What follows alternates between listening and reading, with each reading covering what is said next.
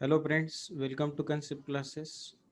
आज आपल्याला 6 लेक्चर बघायचं आहे, coding method and error control.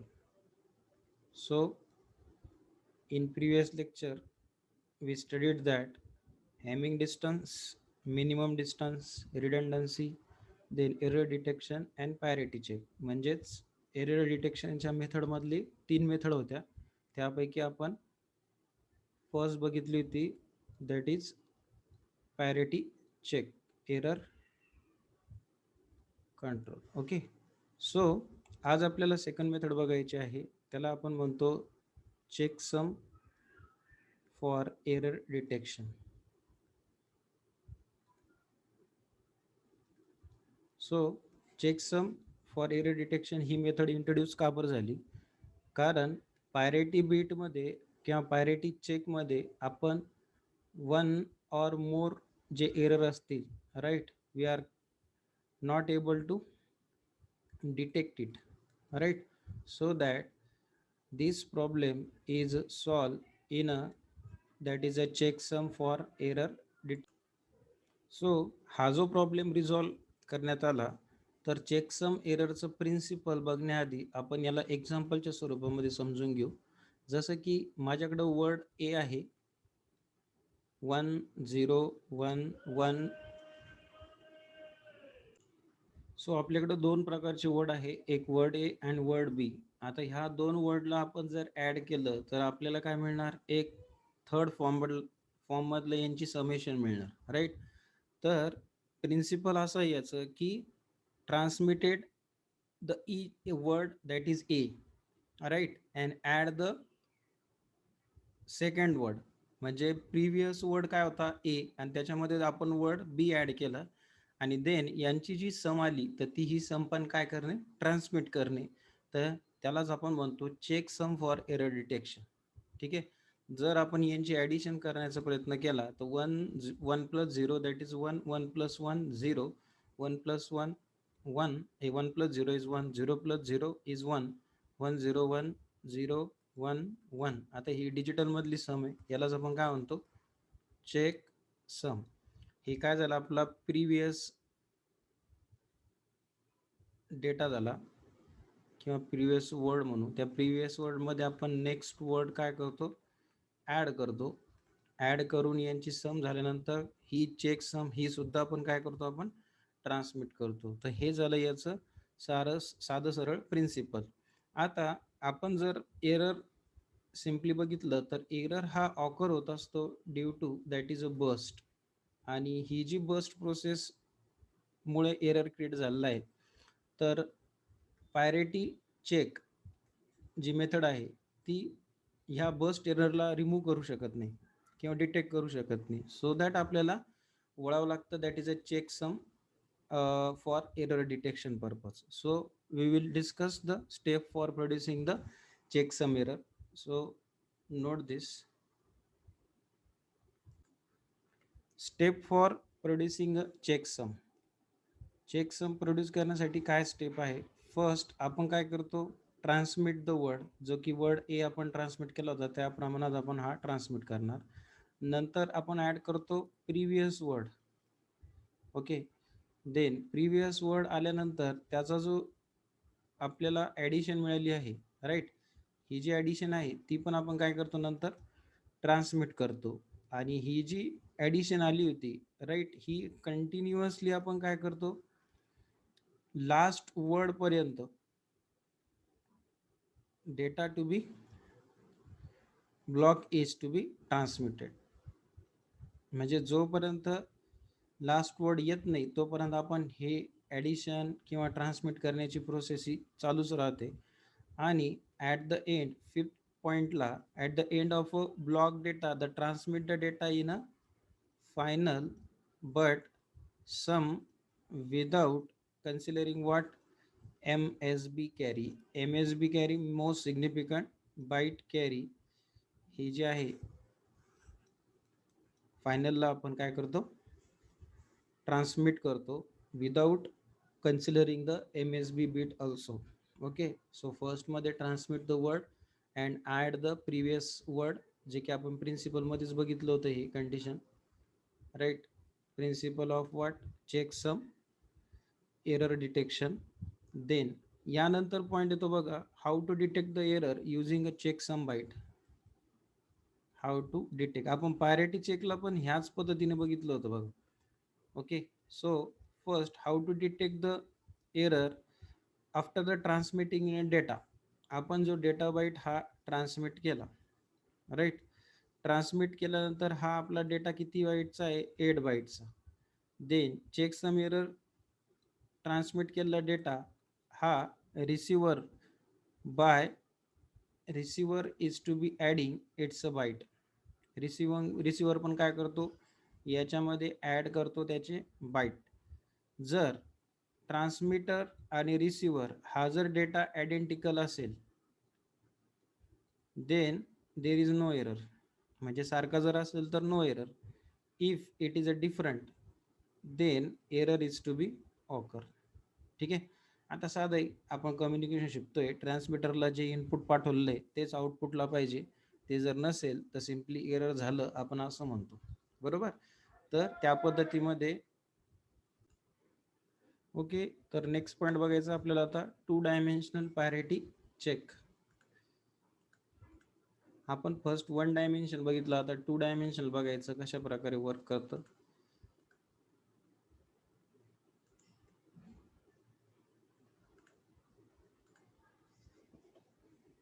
So in 2 dimensional 2D of parity check, in 2 dimensional parity check, when the large number of binary word, आपण binary word काय करतो, एक तर ट्रान्समिट करतो किंवा रिसीव करतो. देन हे ज्यावेळेस ट्रान्समिट आणि रिसीव करतो तर त्यावेळेस collection of bit is to be consider. Resulting collection of bit is consider and through that it is called as block data. अँड हा जो ब्लॉक डाटा आहे हा 2 स्वरूपात असतो, एक कॉलम आणि दुसरा रो. आता ह्या कॉलम आणि रो मुळे काय होतं, याचे 2 प्रकार पडतात. ठीक आहे. So 2 dimensional parity check, it is divided into, that is a 2 type. First one is a vertical redundancy. कालचा पॉईंट बघा, रिडंडन्सी चेक बीट म्हणजेच त्याला आपण म्हणतो VRC. आणि दुसरं येतं that is a longitudinal redundancy check, LRC. ठीक आहे, हे सुद्धा काय बीट आहे. बघा 2 डायमेन्शनल पॅरिटी चेकमध्ये बायनरी बीट आपण ट्रान्समिट करतो किंवा रिसीव करतो, बट त्याचा रिझल्ट काय होतो की कलेक्शन ऑफ आपल्याला काय मिळतं, दॅट इज अ बीट. त्यालाच आपण म्हणतो ब्लॉक डाटा. आणि block data is consider in the form of column and row, and this is divided into 2 types, that is vertical redundancy and longitudinal redundancy. म्हणजेच त्याला आपण म्हणतो VRC आणि दुसरं LRC. ओके, सो आपण आता बघूया की 2 डायमेन्शनल पॅरिटी चेकची ॲक्च्युअल डायग्राम कशी असते. Okay, this is the diagram for vertical and longitudinal parity check data, म्हणजेच 2 डायमेन्शनल पॅरिटी चेक असं म्हणतो. यामध्ये बघा तुम्हाला जर दिसत असेल तर यामध्ये बघा हे 7 बीट आहे आस्की. देन याला आपण म्हणतो VRC, LHSच्या साईडला दिलेलं आहे बघा VRC. देन RHSला आपल्याला दिलेलं आहे LRC. VRC अँड LRC म्हणजे हे आपले कॅरेक्टर झाले. ह्या कॅरेक्टरमध्ये राईट साईड आपली LRC झाली आणि व्हर्टिकल आणि हॉरिझॉन्टल झाली आपली VRC. ठीक आहे. सो यामध्ये आपल्याला 7 बीट डेटा दिलेला आहे आणि 8वा जो बीट असेल तर तो आपला इव्हन पॅरिटी म्हणून कन्सिडर केला जातो. तर आपल्याला आता 1 बाय 1 बघायचं की व्हर्टिकल रिडंडन्सी चेक बीट म्हणजे काय आणि दॅट इज LRC म्हणजेच लॉन्जिट्युडनल रिडंडन्सी बीट म्हणजे काय, तर त्या आपल्याला आता बघायचं.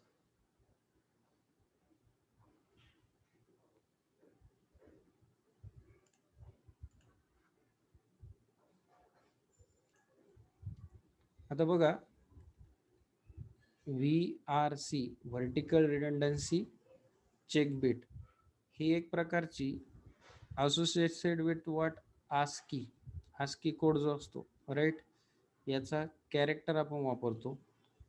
Then each VRC bit is called as a parity bit and it shows column and rows. Okay, so character and that is a C. C is called as ASCII. After that B1, B2, B3 up to B7 आणि 8 जो bit असतो तो as a तुमचा VRC bit म्हणून ओळखला जातो. बघा 7 पर्यंत येणार आणि 8वा बीट आपला VRC बीट म्हणून कन्सिडर केला जातो. त्यानंतर हा जो बीट असतो हा ऑलवेज काय असतो E1 पॅरिटी म्हणून चेक केला जातो. ओके, सो हे जे सी जो आहे तर याला आस्की कोड म्हणून आपण कन्सिडर करतो. तर हे आहे आपलं VRC चेक बीटचं स्ट्रक्चर. ठीक आहे, त्याच पद्धतीने आपल्याला आहे LRCचं स्ट्रक्चर, तर ते बघूया आपण.